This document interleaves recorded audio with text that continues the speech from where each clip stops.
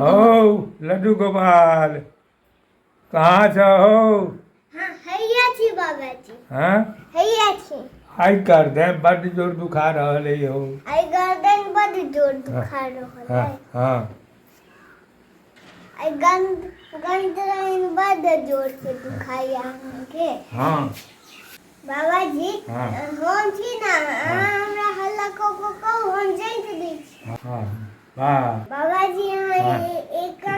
एकदम टेंशन नहीं। हाँ, एखन गर्मी छै तो स्कूलो नहीं जाइ छी तो हाँ। अहाँ हमरा हल्ला को दे तो हाँ। हम चलि आयब।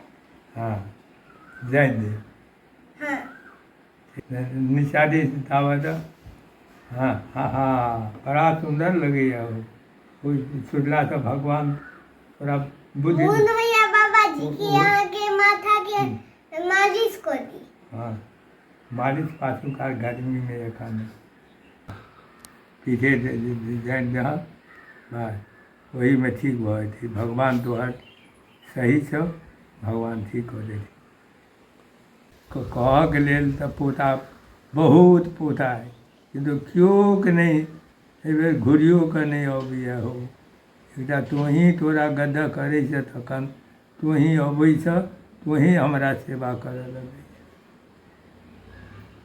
तैँ लऽ कऽ तोरा विशेष काल लड्डू गोपाल लड्डू गोपाल लड्डू गोपाल करैत रही। हाँ हाँ करैत रहू हम अहाँके आबि कऽ जाइत देब। हाँ नहीं बस भऽ गेलै या एगो बहुत आब भऽ गेलै यौ आब एतबेमे ठीक भऽ गेलै यौ। एतबे में ठीक हाँ भऽ हाँ गेलै। हाँ बाबाजी सबके छोड़ू हम हाँ। आगे सेवा करी तो हाँ। हमरा मानब ने हाँ, तो हाँ, हम कपड़ा लोग दऽ दै छियै दीदी के पानि आनि दै छी हाँ पानि आनि दै छी अहाँ लए बुझि गेलियै। हाँ तऽ अहीँ सेवा करै छी हमरा हाँ अहीँके नाम लैत रहै छी हाँ मरहू कालमे लड्डू यानी कि हम अहाँके छोटका पोता छी ना छोटका छी से बुझलियै ना लेकिन हाँ। छोटको छी बड़को छी।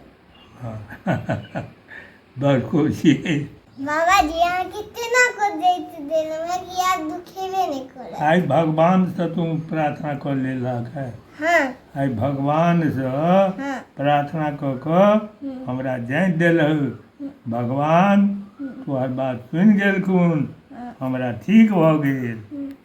हाँ